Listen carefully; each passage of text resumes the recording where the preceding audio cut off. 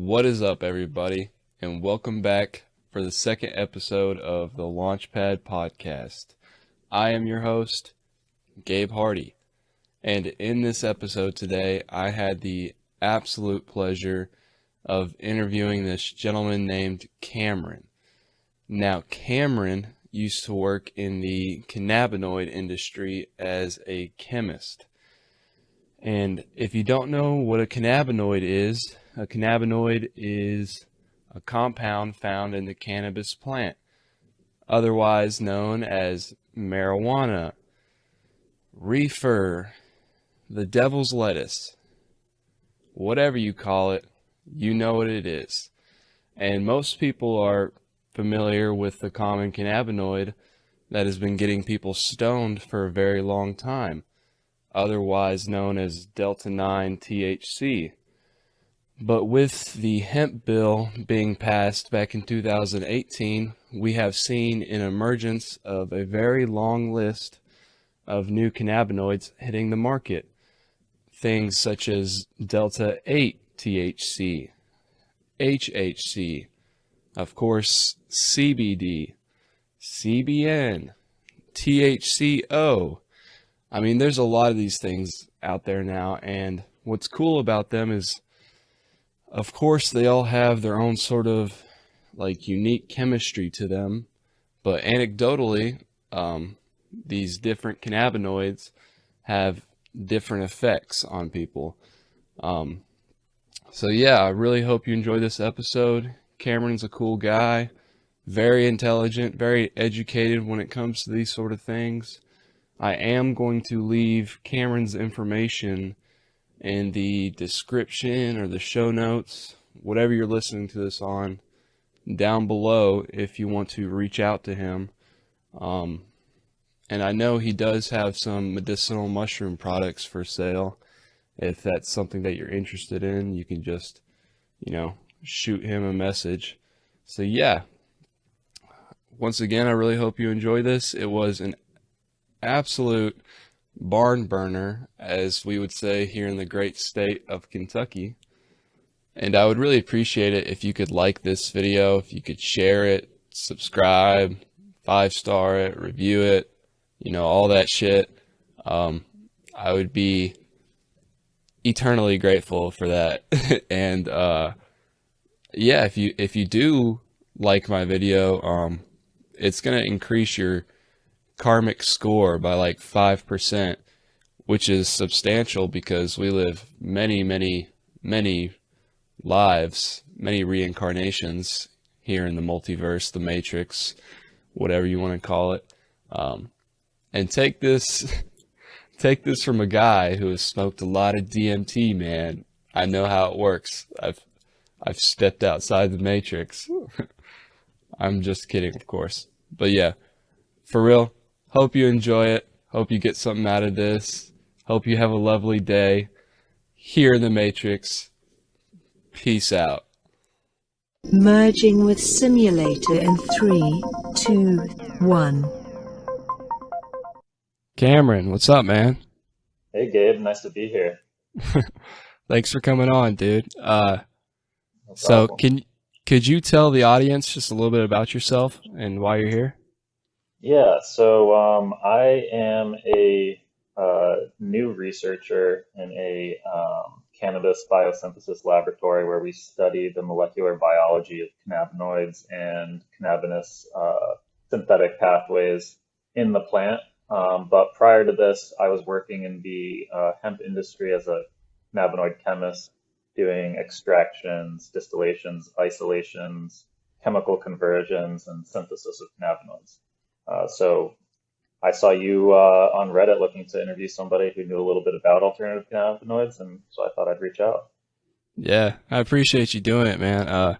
These alternative cannabinoids have been something that has interested me for a long time, and I guess that started with taking CBD my freshman year of college, and that was about 4 years ago now. And in the past couple 2 or 3 years, we've seen the emergence of things like, the really popular Delta-8 THC and HHC and Delta 10 and all of these other things. Because how did these things come to be? How did all these alt cannabinoids come to be? That's a great question. So I think it's important to actually make a distinction between alternative cannabinoids, which is kind of a wide scope, and phytocannabinoids versus synthetic cannabinoids.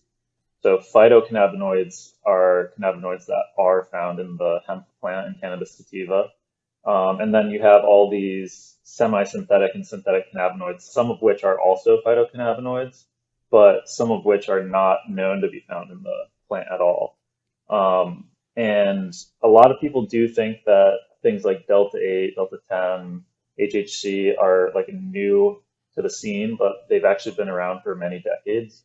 A lot of them were first synthesized in the mid 1900s, some of them as part of the Edgewood Arsenal experiments, which were US Army based psychochemical warfare experiments, kind of like along the same lines of MK Ultra, if you're familiar with that, where they were testing all sorts of compounds as like chemical warfare things that could be used to incapacitate enemies or even be used to help their own soldiers. So like HHC was first synthesized in like 1947 as a part of that project, but it's only now hitting the market because of the way the laws are guiding the hemp industry. Right. That's fascinating, man. I actually never knew that that experiment existed. I've heard of MK Ultra, but I never knew that the government was testing these cannabinoids on people and looking at it, looking to it as a possible like weapon. Yeah, yeah. I mean, they were looking at it for any possible use. Like they were looking at a lot of drugs, like classical psychedelics for like mind control agents. Other ones as like non-lethal incapacitating agents, and everything in between. Okay, cool. And I liked how you made a distinction there at the beginning between, the alternative cannabinoids and like say the synthetic cannabinoids. Because am I right by my understanding that these things became legal with the Hemp Bill, which basically stated that, all sort of hemp derived products that contain less than, say, I think it's 0.3% Delta 9 THC, those are legal. Um, and of course, that opened up this sort of, I don't want to call it a loophole, but this gray area where people realized, okay, now we can produce these compounds that are, comparable to regular Delta 9 THC, and it's legal. But as things have unfolded, from what I understand, there's certain states are banning certain ones or trying to ban certain ones. It's just kind of become this sort of whole complicated thing going on. I mean, can you comment on any of the sort of legality of it? For sure. Yeah, I think it's you started at a great point, the 2018 Farm Bill Act. That changed everything because it made a federal distinction between hemp and cannabis, which are the same species, which is wild, like there's no difference genetically. Um, there's different chemotypes and phenotypes of that plant, but the US government in 2018 decided that any cannabis sativa plant that was below 0.3% Delta 9 THC was now classified as hemp and was not a Schedule 1 drug. Um, and it does open up an interesting loophole because the whole point of that was to make CBD a well-established, medical drug to be federally produced. And the loophole comes in because you can take CBD, which is actually a structural isomer of THC. So CBD has the same components as THC, it's just arranged slightly differently in a different conformation. And so it's very easy to do a chemical process on CBD to turn it into THC or THC-like compounds that have psychoactivity, but are still coming from the hemp plant, as long as there's still less than 0.3% THC. And the federal government didn't really anticipate this. So um, they didn't really know what to do when people started producing Delta 8, which again has been around for quite some time. But now the industry had a reason or a pathway to produce it and to sell it legally. And that's what happened when I started working in the hemp industry 2 years ago. CBD prices were $3,000 for a kilo of CBD isolate. And over the course of months, it dropped down to $300 per kilogram. That's 10% of what it used to be worth. And one of the major reasons for that was just, saturation of the market, everybody getting into the CBD game because it was such a big industry and a growing industry. But as it got saturated, there was no longer any money in producing CBD. So, but some clever people were like, hey, we can take the CBD and we can modify it, turn it into a new product, mainly Delta 8. That's kind of Delta 8 THC. And that's where I kind of got really interested in cannabinoid chemistry and started, really digging my heels into that. So our company, my position at that company started out as just an extractor. So I was just, taking pounds and pounds of hemp, extracting the CBD, and eventually I became a distiller. So I was distilling the crude oil into higher potency CBD products. And from there, the last stage is isolating the CBD into isolate, which is another chemical process. But now we had all this product that we couldn't sell, and we started looking at options, found some research papers that were describing the conversion of CBD into Delta 8.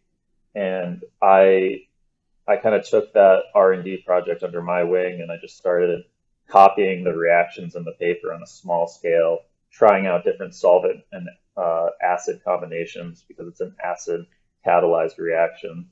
I'll try not to get too science wordy with you because I know I can lose a lot of people with that. So feel free to slow me down if you have any questions or anything. But I just started refining that process of converting CBD into Delta 8 using analytical methods to validate those experiments. And I eventually got a formula to produce higher than 95% pure Delta 8 with non-detect CBD. So that was like a really good product to have. And we could do that continually. Like we could reproduce that, and we scaled it up to doing 6 kilos at a time. We started with 5-gram reactions, and then we scaled that up to 6-kilo reactions. And that was really cool. We started kind of cranking out the Delta 8, and just a number of months later, my state, Connecticut, cracked down.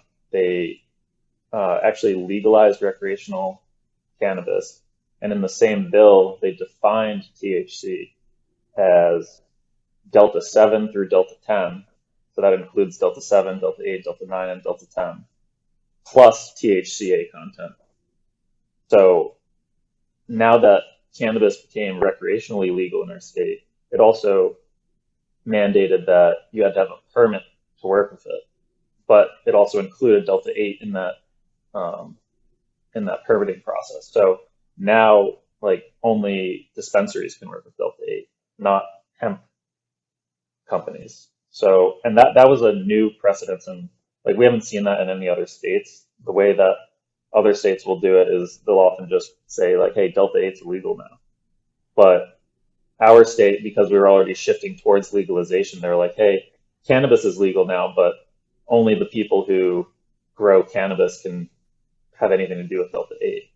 So it was kind of a move by lobbyists in the cannabis industry because we were stealing a lot of profit from them, and they wanted to regain that industry foothold, and that's how they did it. Right.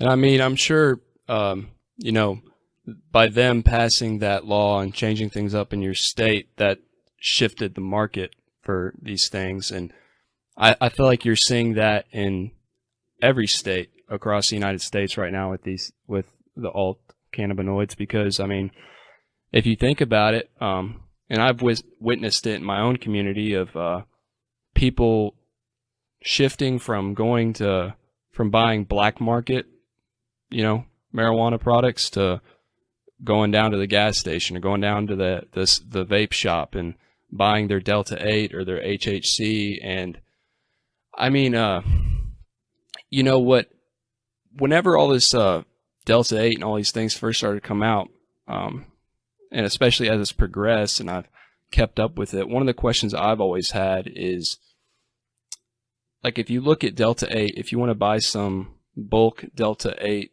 distillate online, it is, I mean, insanely cheap, you know, compared to, like, you know, if I wanted to buy some Delta 9 THC off, say, the dark web, it's even cheaper than that, you know. And so the question I had was, like, a lot of these alt cannabinoids, they're found in small trace amounts of the cannabis plant. So I was like, how are they getting so much of this product and being able to provide it at such a good cost if there's really only trace amounts? But you did a great job of explaining sort of the process there of, you know, taking, say, the CBD and then having a formula and converting that into Delta 8 THC. Yeah, you bring up a great point with that actually, in that not only does there, for hemp manufacturers to be producing a novel cannabinoid like HHC or say THCP, which is another one that's gaining in popularity, we actually have to kind of stick to the phytocannabinoids that are found in trace amounts, because that kind of lends to the legal loophole that um, we can kind of claim that it's like extracted or whatever and not synthesized, or like, because the law that states that synthetic cannabinoids are illegal is kind of it's not very clear. So a synthetic cannabinoid is still considered a Schedule One drug in the federal law, uh, if it's like a full agonist of CB1 receptor and isn't found in the plants. So like any synthetic cannabinoid that isn't potentially found in the plants or proven to be found in the plants will be considered completely illegal, or Schedule One, and it's all unprecedented territory because, you know, THCP is not extractable from any plants, but not because it's not found in high enough quantities to extract and then sell. And so all the THCP on the market is fully synthetic. It's not even being derived from CBD. And so that means it's completely illegal. You know, the people who are making it are, you know, synthesizing Schedule One drugs, but, you know, people are selling it. Like Vivimu is selling it at like $200, $300 a gram, you know, but it's, no, there's no regulation. So nobody is, you know, going after these people yet. And even in my state where Delta 8 is now regulated, there's still gas stations selling it because nobody's knocking on doors, or there's no funds going into the regulation. So it's all, the industry is really driven by risk appetite right now. Like, how much are you willing to like swim in the water before getting out, you know? Right, and I'm sure it's working in that type of industry. You got to stay up to date in all of the things that are changing, because, you know, one day you're making something that's legal and the next day it's illegal potentially. You mentioned THCP there, when you're bringing up, you know, synthetic cannabinoids. One thing I had in mind was, what about THC-O? Because am I wrong here? Isn't that one synthetic as well? So this would be a semi-synthetic. So if I can, I'll try and clarify a little bit of what is meant by synthetic and non-synthetic. I mentioned earlier that CBD, Delta 8, and Delta 9 are all structural isomers. So when you go through that chemical process of converting CBD into Delta 8 or Delta 9, you're doing what's called an isomerization rather than a synthesis. So you're really just kind of like you're closing a ring and a double bond is flipping. It's not really changing anything structurally of the molecule, but just how its conformation is. But with something like HHC or THC-O, you're actually adding atoms onto the molecule. So now we call that a semi-synthesis because you're still able to start from CBD, but you're adding, in the case of THC-O, you're adding an acetate functional group. In HHC, you're adding 2 hydrogen atoms. So now you're actually changing the molecule. And so that's the difference between like delta 8 being derived from CBD and then THC-O acetate and HHC being considered semi-synthetics. Yet HHC is still found in the plant in small quantities in the pollen of male plants, which is very odd. The acetate, I'm not sure is even found in a plant and could be considered a Schedule 1 analog under the Analog Act, but that is a very simple process. It's akin to making aspirin from salicylic acid or making heroin from morphine. You're just acetylating a free hydroxyl group on the molecule and just putting this like little group on there. And all that does is basically turn the drug into a prodrug. So THC-O could refer to either delta 8 or delta 9 THC-O. Doesn't really matter, but that acetate kind of makes it, I think, I could be wrong in this, but I'm pretty sure that acetate group makes it non-bioavailable to you until it goes through first pass metabolism and cleaves that acetate group off. And that's what a prodrug is an inactive form of a drug that becomes active as it goes through first pass metabolism.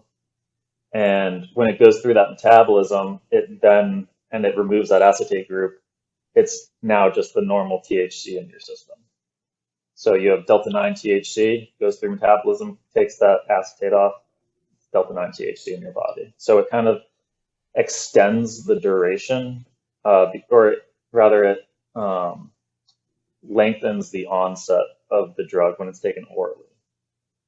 When it's I wouldn't recommend that anybody vaporize any of the acetates because much like vitamin E acetate, that whole scare from like e-cigarettes, causing major problems in people's lungs, the acetates, the THC acetates can also form these ketones when they're heated, which are just really toxic to the system and can be fatal. But so it's along the same lines of something of vitamin E acetate, which you would not want to vape. So yeah, when you talk about things like vaping acetate and how it could potentially be dangerous or harmful to you, it just makes me think that like there needs, and I know that like when it comes to weed, it's federally illegal, but states have been legalizing it for many, many years. And now with this hemp bill, hemp is legal, but then certain states are making these alt cannabinoids illegal.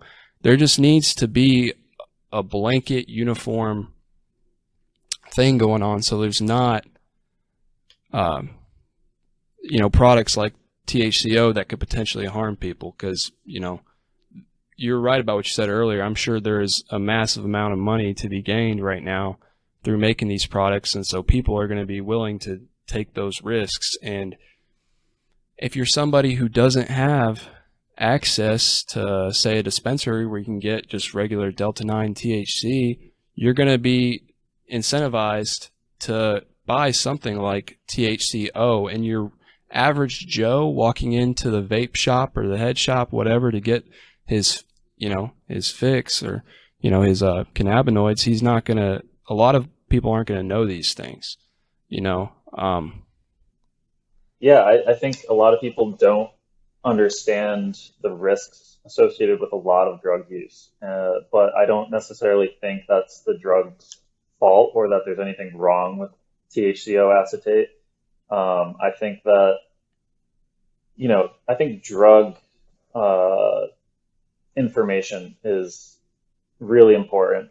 But I think I've seen within the hemp industry, people who are making these compounds really don't know what they're making or what potential side products could be or how pure their product is.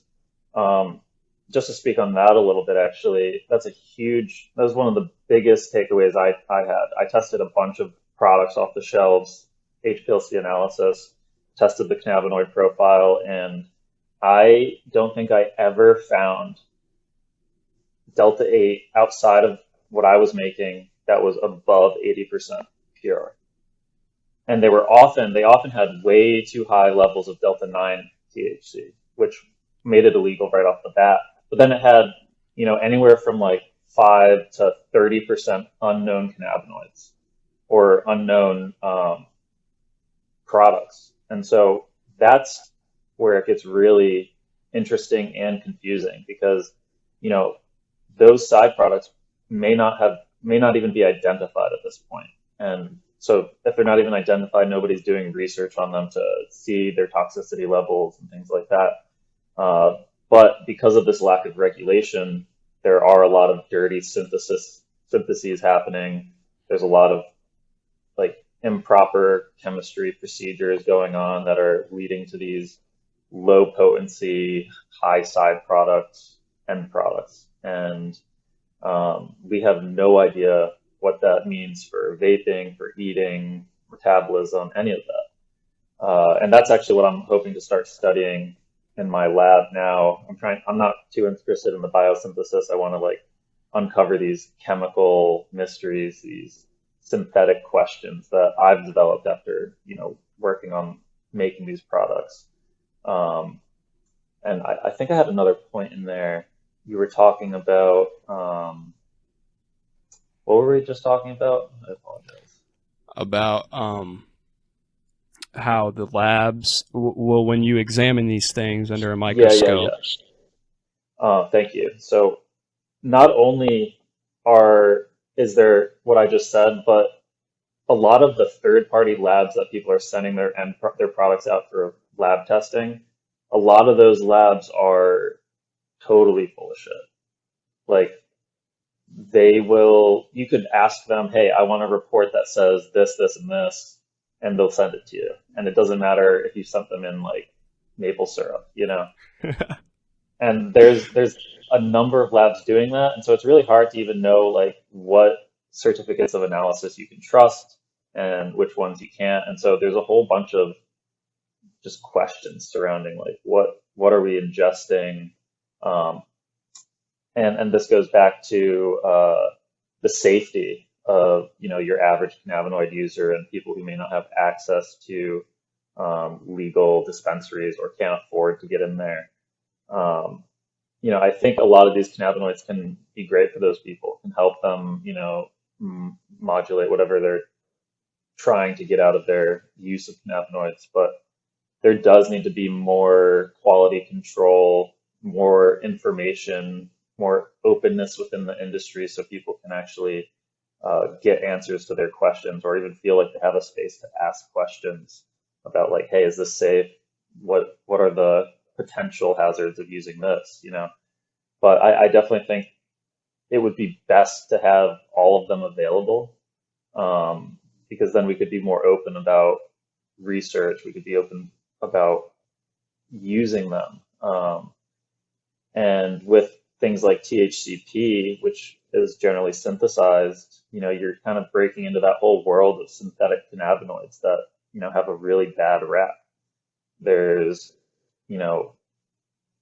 dimethylheptylpyrin and and JWH series, like all these like synthetic cannabinoids that people are scared of that have been sensationalized by the media, by like Spice and K2, like, and I've tried to give people Delta 8 and they're like, hey, is this like Spice? And I'm like, no, it's like, and then I try and explain how it's like kind of semi-synthetic and they're like, it's just all over their heads. They're like, hey, this sounds like something that I'm gonna have a bad trip on. And I'm like, probably not, but it's really hard to get people to understand that distinction. But Right. I think if all of them were made legal and available, like we could have like proper dosing, proper regulation and testing to make sure that people are using them properly and not just overdosing on random mixtures of synthetic or semi-synthetic cannabinoids. Right. And you mentioned THCP there, and you're talking about how these things are starting to get into that weird gray area of like, okay, is it, is it turning into the next wave of those, synthetic cannabinoids like you were talking about? And one thing that I've heard about THCP, and I haven't tried it myself yet, but I've heard it's extremely potent and very long lasting. And so one thing I wonder about is that, like, I know the JWHs and the THJs and all those synthetic cannabinoids. One really, really nasty bad thing about those molecules is that they are extremely addictive, and the withdrawals can be insane if you've used it for an extended period of time. And so I wonder, the farther we get down this road with alt cannabinoids with something like THCP, or if they come out with an even stronger one than THCP, is there going to be people who are having terrible withdrawal effects from stopping THCP? I don't know. There's a whole lot of questions here that are sort of unanswered, and a lot of people right now are sort of acting as like guinea pigs, And I know I've sort of been a guinea pig a little bit.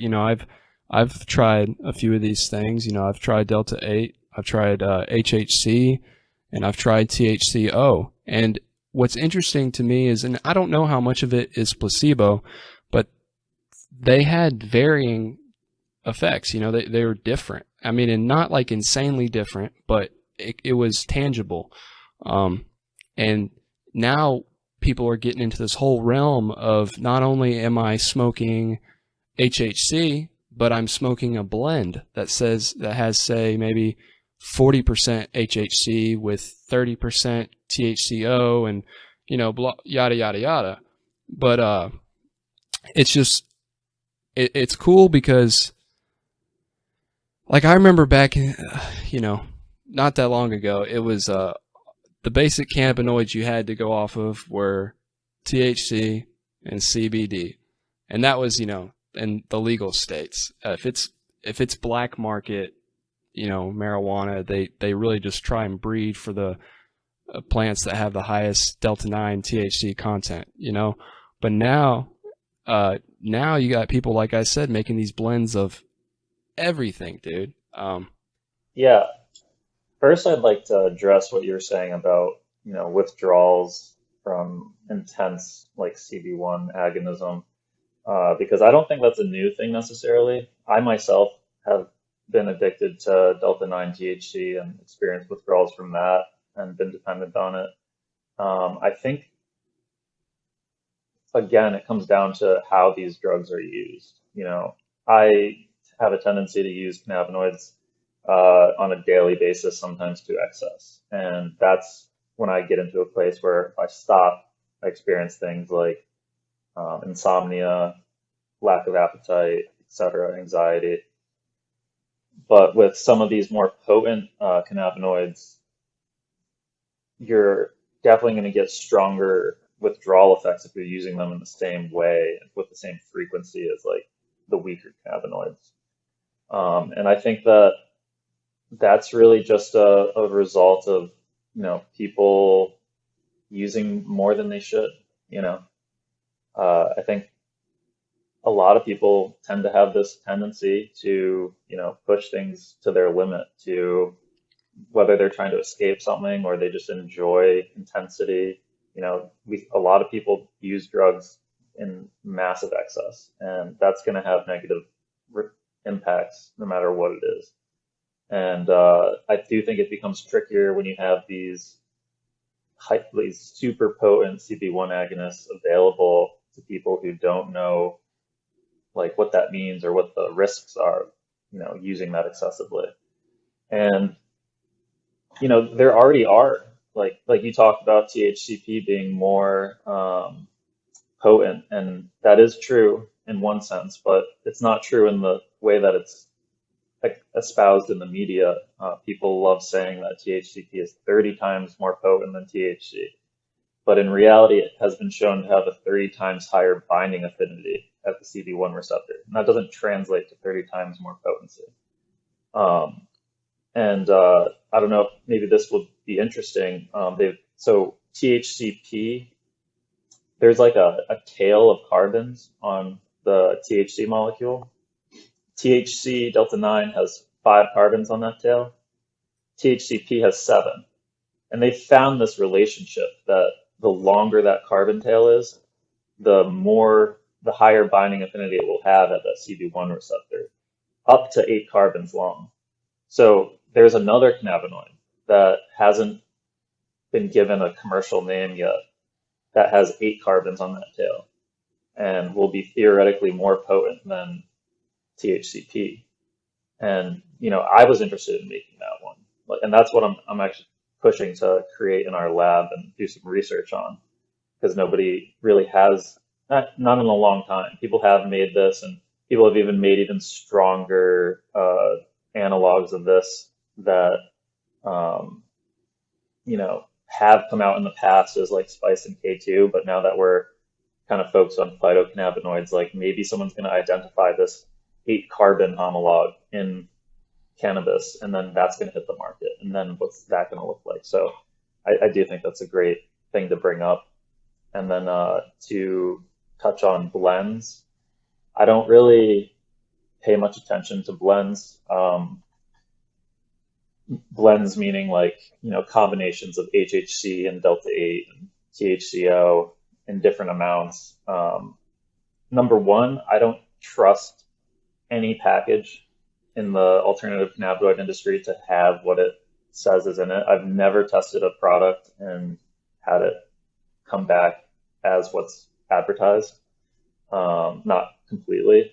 And so just starting there, like, who knows what's really in these blends that people are making, because they're all assuming, one component of, or they're already consuming like a potency that they're doing their math off of, to make these like 40%, 30% blends, whatever. But, I don't think there's any really repeatability or anything in that process of, people making these blends at home or even in the industry. I don't trust that anything is what people say it is. So, I do think I've tried, a few of these myself, and I agree that they have different effects, albeit slightly.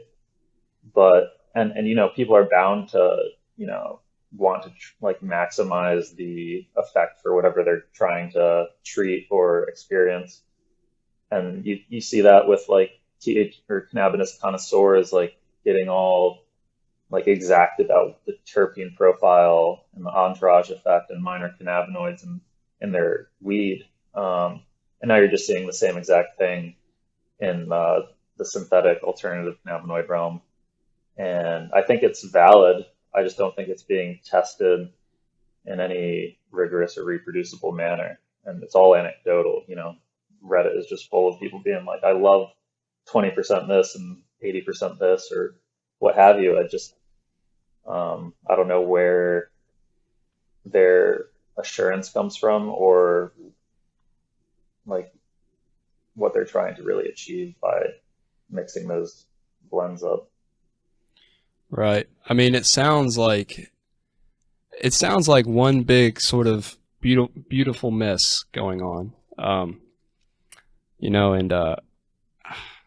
I don't know, a good amount of those people, it could be, like I said earlier, a placebo effect, because the mind is very powerful. And if you believe that this is going to affect me this way because of that, that can translate into your experience with it for sure. I mean, they have to account for the placebo effect and all sorts of, controlled studies, because the mind is so powerful at being able to influence, your life. I mean, your body and how receptive you are to certain things. And that's another thing, is that everybody has a sort of unique sort of neurochemistry and all that kind of going on. So these things, they affect everyone differently, and that's something you learn very quickly if you get into the realm of, consuming cannabis, especially with other people, is, you know, Joe over here, he acts like that. He kind of does this and that. I'm chill, whatever. Yeah. So you said that you have experimented with some of these, tried some of these alternate cannabinoids. Do you have a favorite one, or you? It's a good question. Um, so for the past like year and a half, I pretty much I, I was a big dabber. Like I liked dabbing Delta 9 THC products, but I'm also a runner, so I stopped for my lungs, and then when I started producing Delta 8, I just switched over to using Delta 8 because it was cheap, and and it gave me enough of a supply where I could switch to edibles. That's why I brought up the lung thing. So I just started eating, but I had a high tolerance, so I started eating like 80 milligram Delta 8 gummies every day, and that's a lot. And I was doing that for like a year and a half or so. And so I really got well acquainted with Delta 8 as a cannabinoid. And I find that I don't like it as much as Delta 9. It's more just an availability thing. I think it's easier to maintain yourself. There's less anxiety for me in the Delta 8 experience, but on the same note, there's less euphoria. Those kind of like come from a similar place in my experience. And the same thing that gets me feeling like, oh wow, like am I gonna like tip over the edge of this like wave is also the feeling that I enjoy. But with Delta 8, I can just like kind of stay on top of that wave and like ride it the whole time without like falling into anxiety or anything like that. So, and I think that has great like applications for people who do struggle with, cannabinoid induced anxiety. But it's just not quite as good to me. I also think I prefer like some minor cannabinoids in the profile of what I'm taking to kind of modulate the effects. Whether or not that's actually happening is another story. But HHC, I've tried that. That's an interesting one, especially because it has two active isomers. So there's two conformations of the molecule that you produce when you create it. It's generally referred to as the 9R and the 9S isomers. The 9R is the one that is touted as being the more psychoactive one. The 9S, people say it's not active, but it is active just like at like less activity. So people would prefer to have an HHC product with more 9R in it, but most of the syntheses are producing about a 50-50 ratio, which is what I was doing. But there are stereoselective pathways to, synthesize mostly 9R, but you have to start from like Delta 9 THC, which is a whole other thing. Rather than Delta 8, you can just convert Delta 8 into HHC pretty easily, or Delta 9. But so I just say all that because it matters like what your product is in terms of how you're experiencing it. So me having tried like about 50-50 9R to 9S HHC, I find that it's like significantly less potent than even D8, which is already less potent than Delta 9. But if you have pure 9R, like maybe that's just as potent as Delta 8 or even Delta 9. I'm not sure because I haven't tried it. But having tried that along with the THC-O acetate and HHC-O acetate, they're all so similar to me. Like, I feel like the more functional groups you add on, the further away you get from Delta 9. It's interesting that they're different, but they're not different enough to like captivate me as like a consumer, you know? Um, yeah, so I don't have too much in terms of strong feelings on like what's the best cannabinoid. Yeah, I hope that answers your question. Oh no, you did a great job answering that question, man. You're kicking ass at this interview right now. But Thanks. yeah, my experience with HHC is that, and I don't know what form I had. I don't know if I had the 50/50 like you had or if I had the full potent one, but my experience with HHC is that it felt almost identical to Delta 9 THC. And again, these things affect everyone differently. And then with THC-O, that one was very interesting to me. And because the experience that I had with that is I remember the first time I consumed it, I went on a hike and I smoked some, and it had a very, and again, like these things could be placebo, I don't know, but it had a very psychedelic feel to it. Like it was, the color enhancement was very profound, and it had that feeling of like a very light sort of mushroom trip, almost as if I had taken like a gram of, just psilocybe cubensis, it was interesting to me. And I don't know, there's probably a lot of factors that went into play with that. Like at the time, I know I had a very low tolerance to cannabinoids, so that definitely could have just, I know if I have a low tolerance to cannabinoids and I smoke some really good Delta 9 flower or something, it's like a psychedelic trip too. But I know that THC-O has been labeled as the psychedelic THC. Yeah. So yeah, I don't know, man. And you mentioned earlier about how you have this tendency to fall into like a pattern with cannabis of using it to excess, and like I can relate to that really hard. From the time I was 14 until I was 20 years old, I smoked it like damn near every day.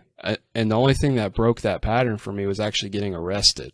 And I got arrested for selling weed and selling mushrooms. So yeah, and since, of course, getting arrested and stuff, it was one of those things where it was one of those situations in my life where it was like I can either look at this as like something that's happening to me, or I can look at this as something that's happening for me, because there was a lot that I needed to look at deep within myself and change. And one of the things that I looked at was my relationship to cannabis, because I kind of told myself this narrative, told myself this story that like this is my medicine. This makes me feel better. This makes me feel not depressed. But when I was waking up every day and the first thing I wanted to do is smoke a blunt, it was like I was constantly trying to maintain something. I wasn't even getting high anymore, and I was spending an absurd amount of money, which I don't think helped. I don't think helped with my mental state, losing, spending all this money and having to remake it back, but then feeling like I need to be high to even just go to work or do whatever. I think it's a common pitfall that a lot of people fall into when it comes to cannabis. And I think cannabis, I think all of these cannabinoids, I think it's beautiful. I think it is a beautiful experience, especially if you treat it with respect and, do it thoughtfully. But I've struggled with that too, man, where it's like, all right, like I'll have a toke today. And then tomorrow I'm like, you know what, just maybe another one. And then next thing I know, I'm doing it every day and then I'm not enjoying it anymore. And where I get the most joy out of it is like when I feel like I've truly earned it and it's a special occasion, like once or twice a week type thing. But when I'm doing it every day, man, it almost always leads to like instant sort of depression. Yeah, I can definitely relate with that.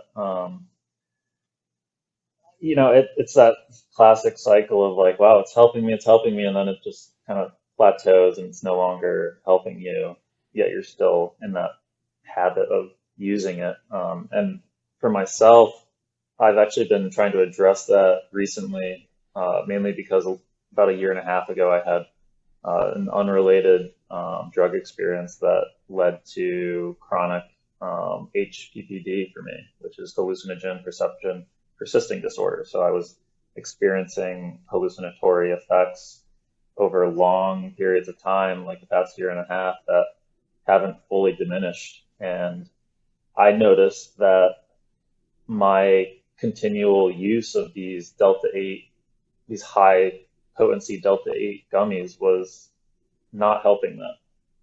In particular, I say this because maybe there's somebody else out there who's, struggling with a similar thing, but it in particular did not help my experiences of depersonalization and derealization that I was experiencing as symptoms of my HPPD.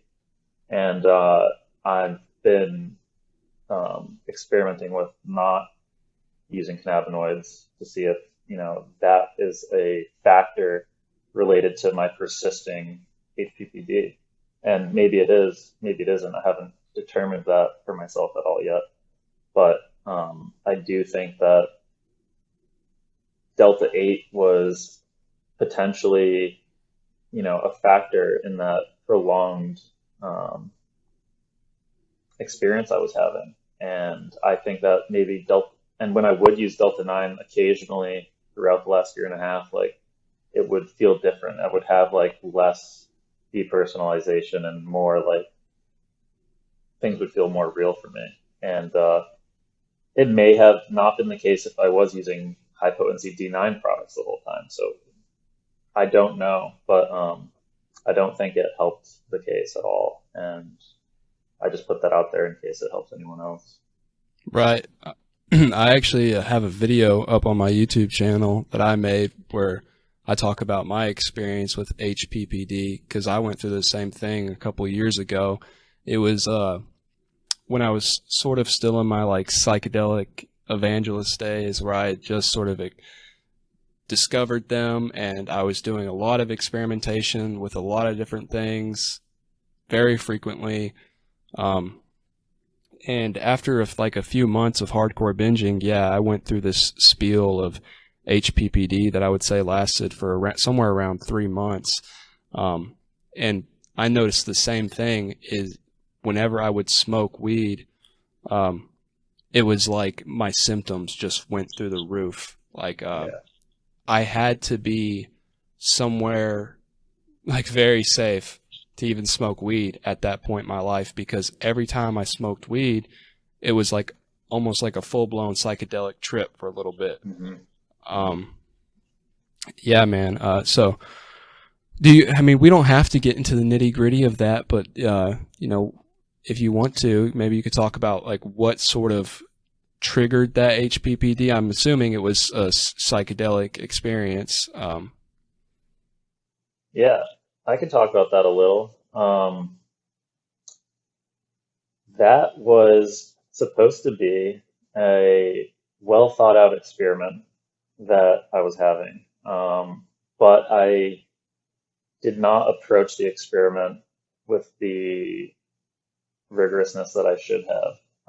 So I was experimenting with a dissociative drug that I had experiences with in the past at high doses and had produced incredibly profound states of consciousness for me. And I had kind of cataloged it in my head as a drug that,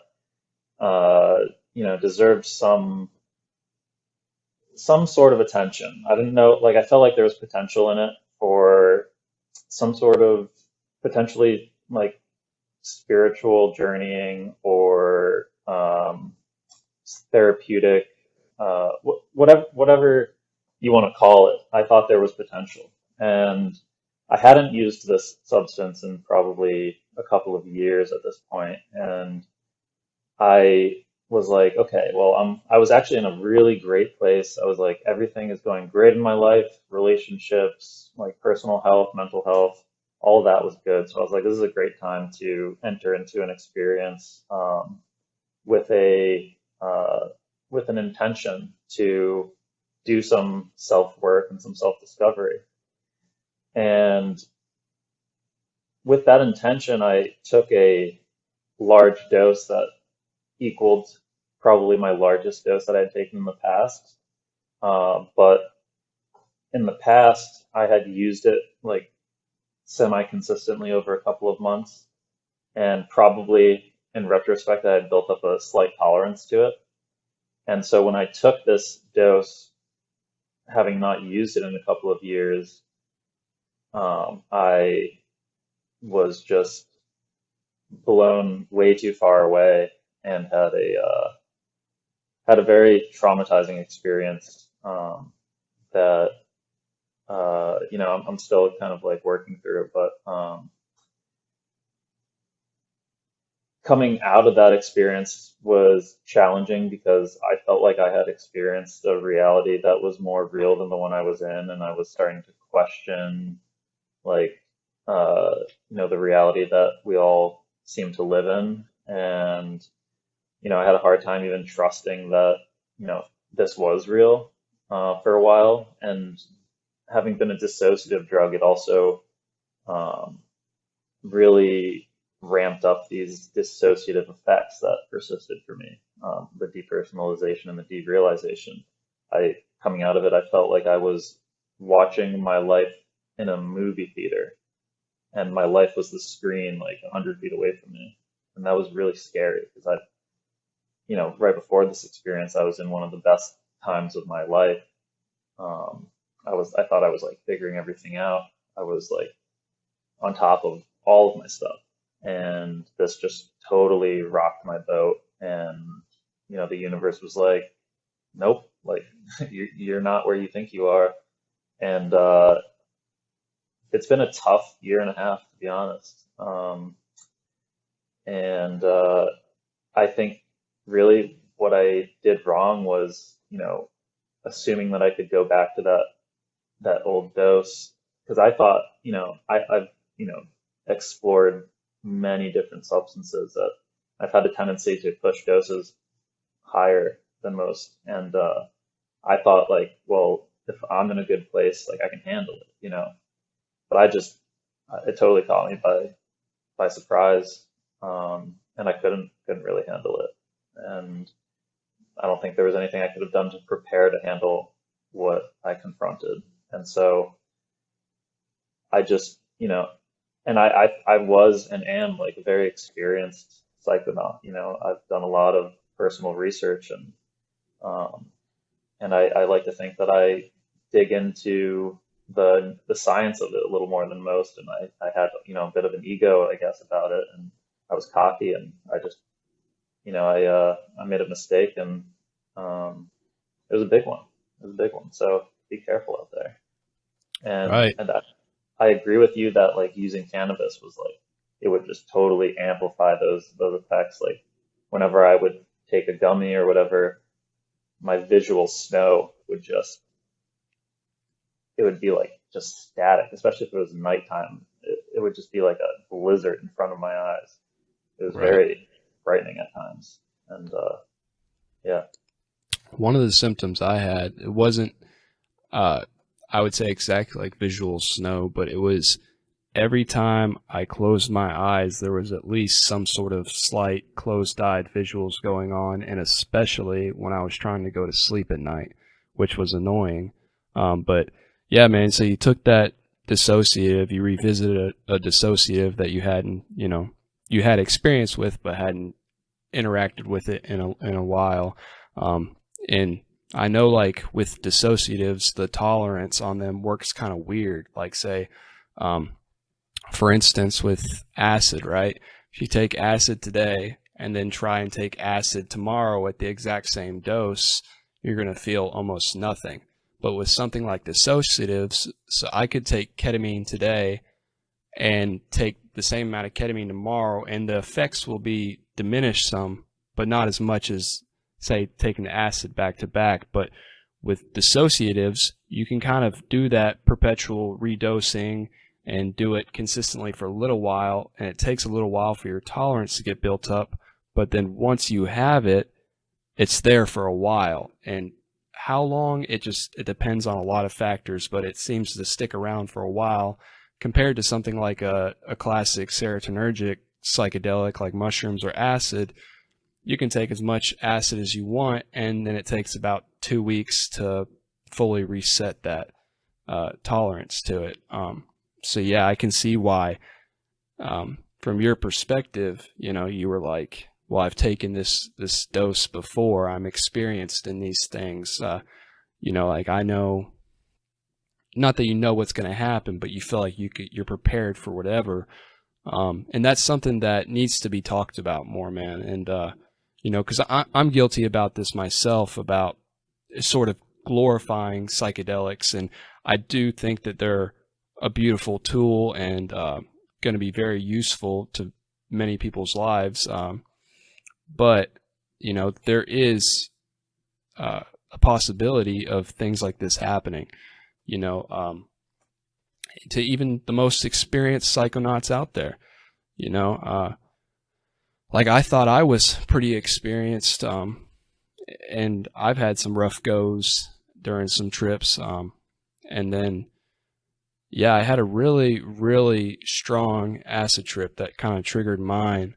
But, you know, at the same time, I was taking all sorts of shit during that time in my life. You know, I was shrooms, acid, salvia, DXM, DMT, you know, but yeah, man, I just, I appreciate you, you know, talking about that, trying to shed some light on that. Because whenever I released that video talking about the experience that I had with HPPD, I had quite a few people reach out to me and be like, yeah, dude, like I'm dealing with this too. Like, this one guy even added me on Snapchat, and like I remember I would just sit there and talk to him like, hey man, here's, you know, some what you might want to do, like focus on, you know, not doing psychedelics, not smoking weed if you can help it, you know, stuff like that. Yeah, and Yeah, there's a whole Reddit community, r/HPPD, that has, you know, a lot of people going through this. And, you know, I don't think it's anything new, but I think people are kind of just starting to become like more aware and accepting of this as a condition. But there's a lot of anecdotal fixes and treatments for it, but I don't know that any of it's being tested scientifically. But people are, you know, a lot of people talk about like GABA B agonists being helpful, and that would, you know, fit in the category of like benzodiazepines and baclofen and these compounds that, you know, target those specific binding sites. But I mean, I think that's kind of a slippery slope to be recommending benzodiazepine use and frequent benzodiazepine use to mitigate symptoms where, you know, benzodiazepine withdrawals can be terrible in their own right. And if you're already dealing with HPPD, like who knows like how that's going to combine. But it's also hopeful, on the other hand, that, you know, there are drugs or mindfulness exercises or just random things that can, you know, help you mitigate your HPPD. But it's all kind of a blank slate right now. right. And I'm actually, I'm part of that HPPD Reddit, have been for a while, just because it's ever since I went through it, I just thought it was super fascinating because I was like, I didn't even know that this was something that could happen to me. Because when you talk about psychedelics, you know, you hear that classic like sort of government fear mongering propaganda of you're going to turn into a glass of orange juice, you're going to go crazy, all these different things. And I wouldn't say having HPPD means you're clinically insane, but at times it can feel that way, you know. And with HPPD, you know, it exists on a sort of spectrum. Everybody has their own unique symptoms and to different degrees. So it becomes extremely complicated when we're talking about, okay, what exactly is this? Why is this happening? And how do we help people fix it? Yeah, and like I remember when it happened to me, man, I just sort of I think I joined the Reddit community for it, and I did some like research online, because where I was at with it was I was like, okay, obviously I did something weird to my brain, and if I don't figure out how to fix this, or if this doesn't fix itself over time, I'm gonna have to go to like a doctor or go to my mom and be like, look, I took way too much acid, and now I see things, and like that wasn't a conversation that I wanted to have. So I was lucky that after a few months of abstaining from psychoactive compounds that my symptoms started to clear up. But yeah, so you said you're still dealing with yours after a year and a half, man. That's Yeah. Well, actually longer than that because sorry, I just had to plug my phone in, so I'm holding it now. But prior to that experience that triggered more severe HPPD, I had uh, lived with it for quite some time, ever since I had my, psychedelic evangelist phase as well.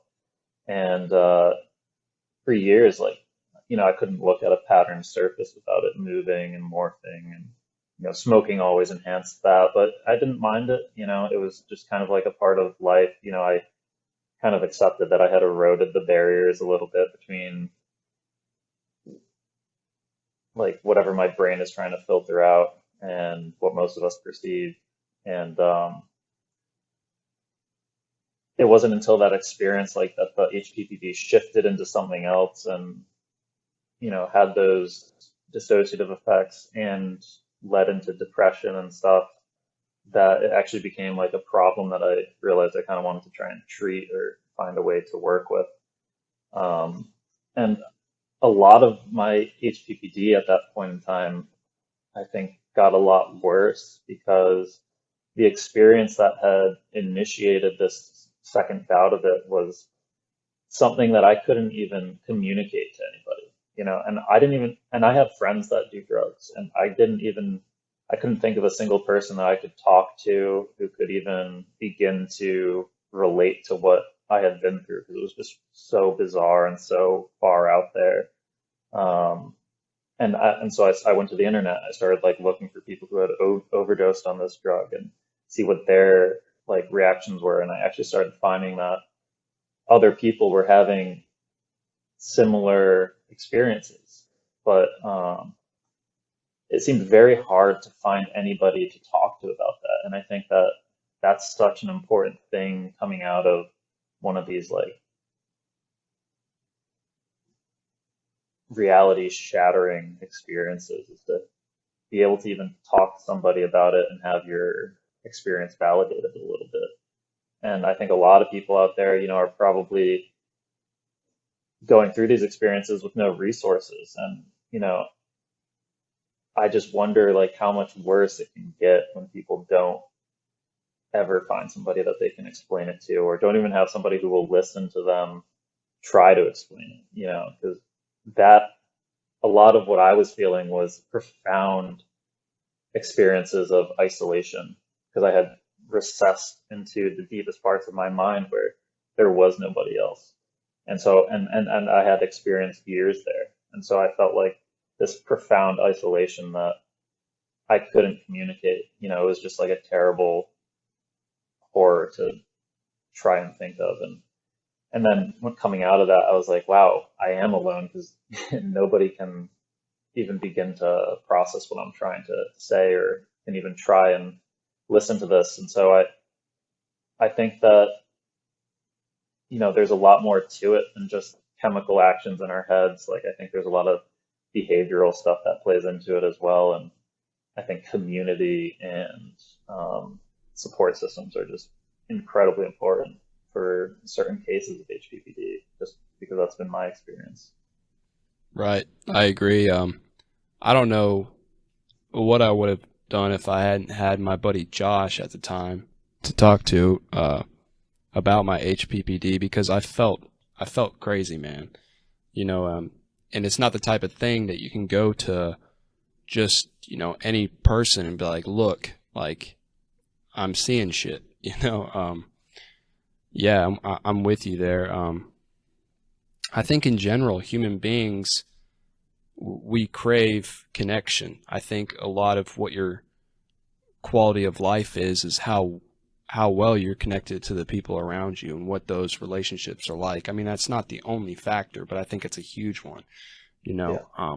And so when you already feel maybe alone in this world, and then you go through something like what you did or what I did, and then that, you get the depersonalization and derealization, it can make you feel just that much more alone in terms of like what you were saying of I couldn't put it into words of what I'm going through, and I know you wouldn't understand. Like, I had to tell a few of my friends at the time, like, look, dude, like, if I seem like I'm acting weird, it's because I feel weird. Like, you know what I mean? Like, I'm going through something right now, and like, I love you, but like, I got, like, it's hard to put into words. Like, it's hard in general to put a psychedelic experience into words, but there's certain feelings that come along with either a psychedelic journey or the lingering after effects or Yeah. HPPD that it's I don't want to say impossible, but it's just so difficult to articulate that. Like, I remember I would have conversations with somebody, and it can be somebody that I know very well, have known my entire life, or like whatever. I'm comfortable with this person. But when I had this HPPD, I would be having a conversation with somebody, and it's like my brain would randomly switch into these modes where it was like I was thinking about things at a certain depth that didn't need to be had right then. Like, it wasn't appropriate for the situation. Like, I'd be talking to my sister, and I would be thinking about the fact that we both were these cells that, and like just really far off, you know what I'm saying? Like, and I would see, yeah. And I don't mean to beat a dead horse here with the whole HPPD thing, but it just, I don't think it's talked about enough. Yeah. I agree. Well, thanks for sharing your experiences as well.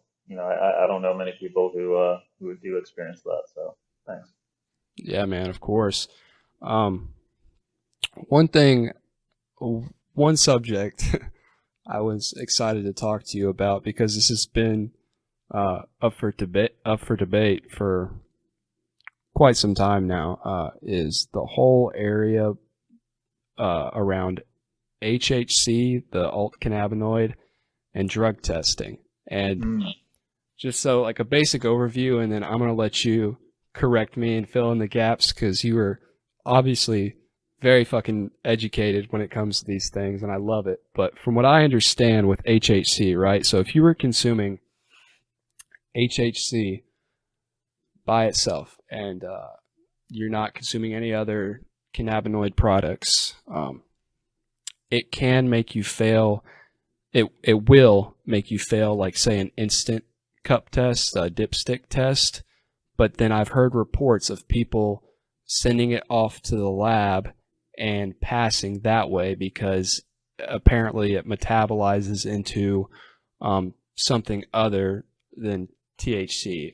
But of course, there's all sorts of nuances with that, like what you were talking about earlier, how a lot of these labs are faking their, certificates of analysis. And so say you're smoking HHC, but it's got a certain percentage of, say, either Delta 8 or Delta 9 THC, that could build up in your system and lead to a positive for THC. I mean, could you comment on the whole HHC and drug testing thing?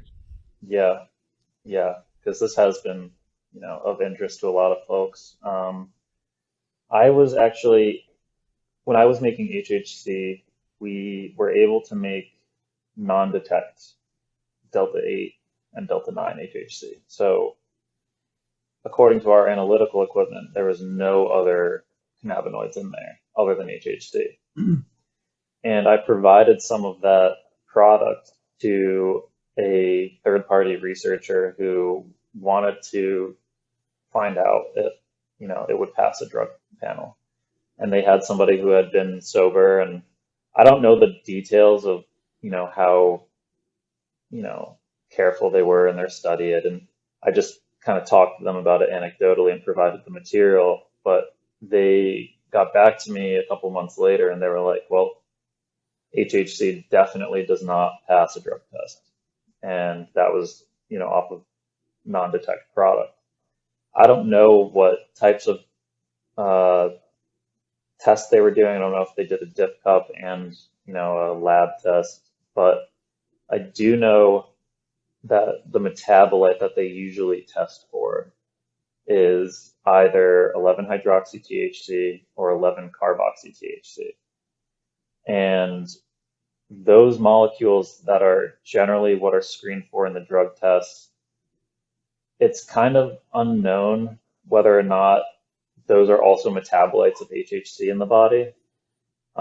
It seems like they would not be because of the saturated carbon ring, and those metabolites having an unsaturated carbon ring.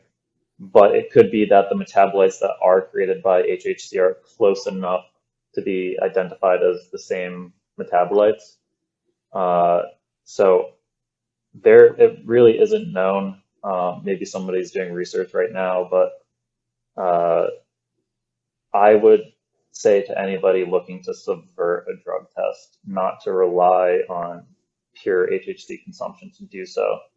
I think it'd be, I've known people to have success with those, cleansing drinks that like mask your metabolites for a certain period of time. But, or of course, abstinence is, the most foolproof, but I don't think that there's too much promise for HHC subverting drug tests. Right. And even if it does for right now pass the lab, like I think it's GCMS or LCMS tests, because I've read a bunch of anecdotal reports on Reddit of people who say that it does, but even if it does for the time being, chances are that they will eventually just screen for the metabolite that HHC produces too, and you're right. I mean, people can't rely on smoking HHC and passing a drug test. I think that's one of the things that whenever it first came out and became pretty popular, I remember that was one of the big shticks about it is people wanted to know, like, can I smoke this and stay undetected? And as time went on, people were just kind of like, well, not really. I mean, like, kind of, maybe, but we're not sure. Like, gamble at your own risk. And when it comes to something like, your employment, or if you're taking drug tests for the government, you're better off either, like you said, abstaining or doing the dilution method, or if it's a employment drug screening, doing the substitution method. Yeah. But yeah. I like to be a little more optimistic and think that maybe down the road, not too far down the road, cannabinoids are not going to be an issue in terms of employment. I think it's a matter of time before the federal government changes the scheduling of cannabis and its cannabinoids.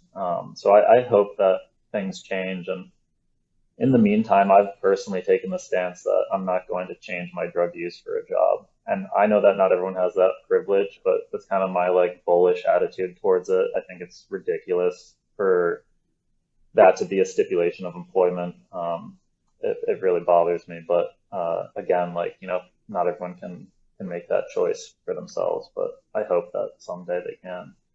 Right. And when it comes to these employment drug tests, the problem with them is that it's not testing for current impairment due to the substance. It's testing, because, everyone knows weed stays in your system longer than just about anything else, and it's fat soluble.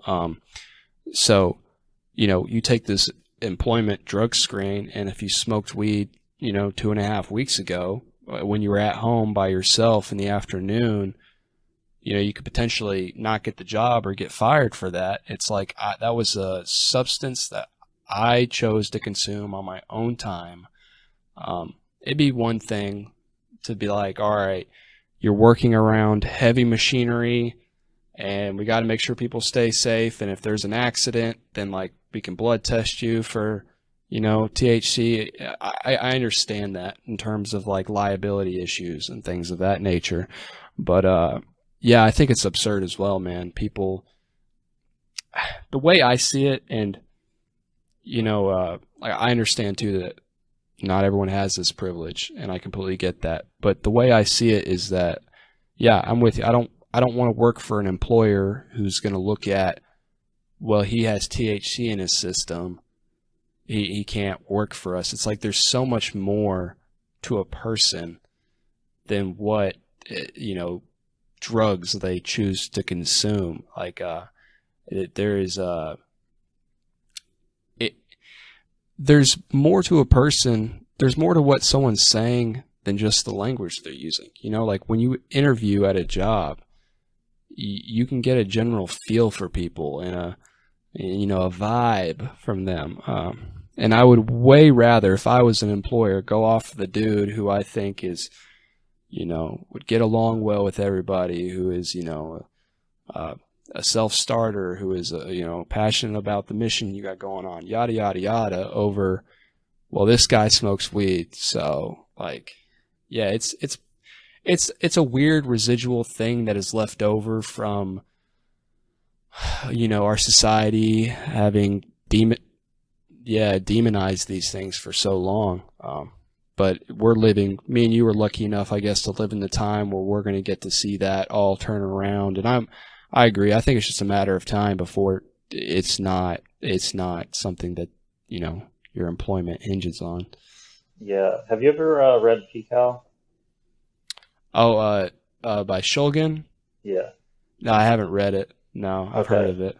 Well, to anybody listening to this, it's either the prelogue or the foreword of that book is Shulgin's argument against the war on drugs and drug testing and all this stuff. And it's the most succinct and professional and readable argument against the war on drugs I've ever seen. And I highly recommend to anybody who is interested in that topic to just read that prelogue. And it's available on Arrowwood, so you can get it online. But yeah, it sums up my feelings very well, and I'm glad that that's out there. So highly recommend. Yeah, I'm gonna have to check that out, man. I've wanted to read that book for a long time. I don't know why I haven't yet. I got a whole bookshelf over here of stuff that I've started, and some of it I haven't finished, some of it I have. But I'm gonna have to get that one. He also has T-Call too, the tryptamines I have known and loved, right? Yeah. And have you ever read The Doors of Perception, Aldous Huxley? I like he does it a little more poetically, but I like his argument, or what he kind of says about the whole war on drugs and drug use. And he basically says that the answer isn't by closing off current chemical doorways. It's by opening up new, less harmful ones. Yeah, I love that. I love that book. But yeah, man. Excellent. Are there any other topics you want to touch on before we? Can you tell me anything about CBN, the correlation between CBN and people getting deep sleep? Because anecdotally, I've read plenty of reports of people getting really good sleep on CBN. And I know in my personal case, so we were talking earlier about our tendency to get into these cycles with THC of using it to excess. And I found that in periods of my life when I was doing that, I almost never never dreamt, which likely meant Yeah. I wasn't getting good REM sleep, which I've read that THC can suppress your REM sleep. But there's all these anecdotal reports of people taking CBN and having crazy vivid dreams. And I've experienced this myself as well, where I took, CBN and I had crazy dreams, extremely deep sleep. The only thing I will say is that the next day, I think I took too much CBN, because the next day I was kind of groggy, almost as if if you've taken too much melatonin. Do you know how much you took? I want to say it was somewhere between like 50 to 100 milligrams, which I'm sure was just like way too much. Yeah. So I'm aware of all the anecdotes, and I'm also aware of one study that found that 5 milligrams of CBN was as effective as 10 milligrams of Valium in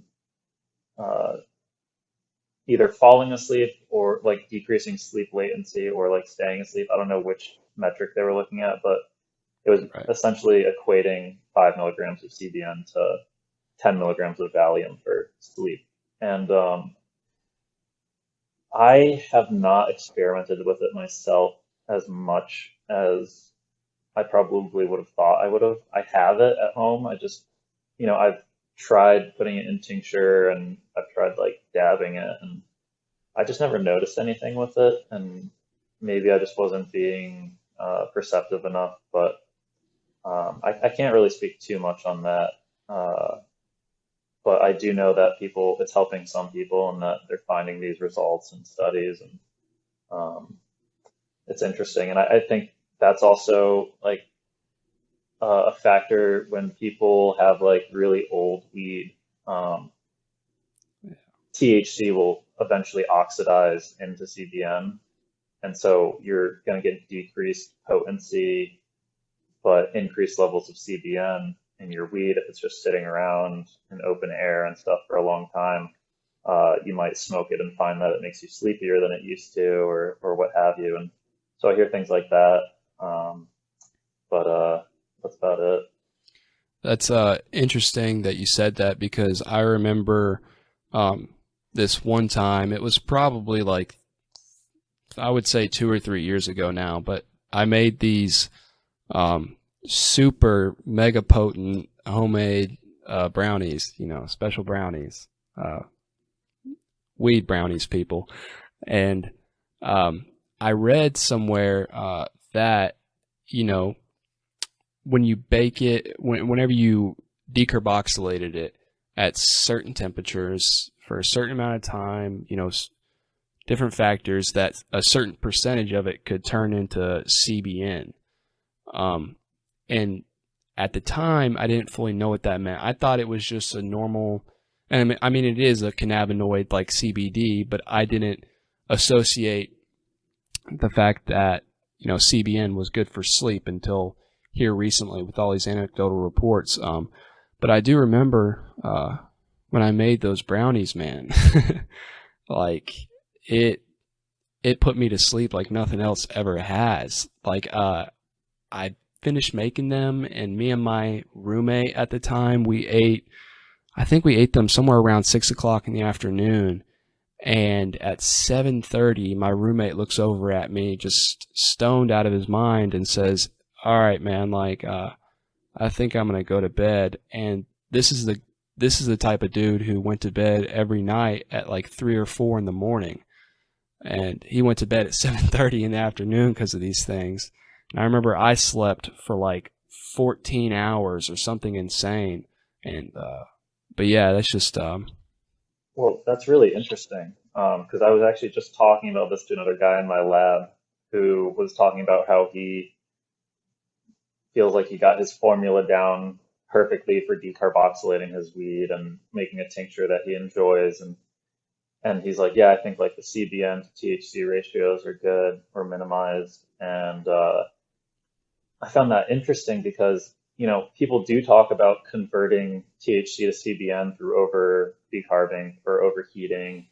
But when I was, making Delta 8, say, we were distilling 10 kilos of Delta 8, and that would take all day long. And we'd have to heat it to 200 degrees Celsius, which is like way, I don't know what it is Fahrenheit, but it's way, way hotter than 200 Fahrenheit, probably like 450 degrees Fahrenheit, something like that. And we would hold it at these hot temperatures for like, it would take like 8, 9 hours to distill these 10 kilos of product. And Delta 8 being essentially the same thing as Delta 9, molecularly speaking, you would expect to see conversion into CBN through oxidation. And it could be that it's because we were heating it under vacuum and there was no, like, or very minimal atmosphere in the system to do that oxidation. I don't really know how that works, but I found it really interesting that we could get it so hot and then we could test our end product and there'd be zero CBN in there. And yet people are saying that, like what you just said, like your brownies were making you sleepy, theoretically due to CBN content. And so I wonder if the THC being inside of the plant and having being within that phyto matrix of enzymes, if the heat activates those enzymes that do the oxidation, or if it's oxidizing because there's oxygen around it in the atmosphere. I just think it's really interesting. I'd love to do like a little mini test sometime to see if decarboxylation time correlates to CBN conversion, especially because we were trying to figure out how to make CBN in the lab. And we are like, why can't we just heat up this Delta 8 for a long time and like have it all turn into CBN? And we did a lot of research. Some people were saying that it changes from like, it gets oxidized by like light hitting it. Other people say heat, but we couldn't really find like clear answers as to how to do it in the lab. Yet other labs are producing kilos and kilos of it. So there is a way, but it's not just heat is all I'm saying. Right. And, Right. I'm not sure what it is. Yeah, that's interesting. And I'm sure as a researcher like you, man, you really would want to get to the bottom of that. Yeah, I don't know, but, and, you would think like, because in my experience, I didn't have any sort of subconscious notions that CBN could make me sleepy. And now it could have just been that I know decarboxylated, Delta 9 is extremely potent, because what does it make? Like 11 hydroxy or something? It metabolizes into it when you eat it. Right. And I know it's extremely potent. That could have just knocked me out itself, of course. But yeah, I don't know, man. So you mentioned something about being a psychonaut, and I know we've been going for about an hour and a half now. So if you need to wrap this up, that is fine. But if you have a little bit of time, do you want to tell us about, maybe some of your journeys? Yeah. Wow. I mean, we could do a whole podcast just on that. Hey, if you want to, man, we can do that. We can do a separate podcast on that subject. That might be easier. I do have to go to the bathroom soon, and maybe having some time to collect myself around those experiences would be helpful as well before I just start speaking on them. Right, absolutely. But I'd be happy to talk about that.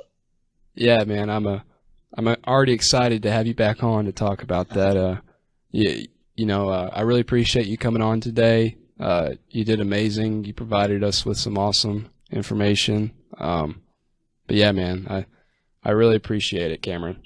Thank you, man. I appreciate you, Gabe. I think it's great that you're trying to get more information out there, and you're doing your own thing. It's very cool. And I wish I had like some sort of social media that people could find me on, because I'm not really on too many things, but I do want to just offer myself as a resource if anybody wants to talk about HPPD or what have you, or just has questions. So I think the easiest way to get in touch with me would be either through Reddit. I'm just CP Collins 108 on there, or you could also find me on, I have an Instagram, I'm not on there frequently. It's called The Barefoot Apothecary if anybody wants to track me down. So I'll just put that out there. Yeah, man, and if you message me those two things, I'll put them in the description and the show notes and stuff like that. Yeah, absolutely. Excellent. Yeah, man. Yeah. Okay, I'll email you after. Yeah. All right. Anything else you want to leave people with? No, just be safe, do your research, do your due diligence. Only person that's going to take care of you is you. So be sure to do that. Thanks, kid. Right on. Thanks, Cameron.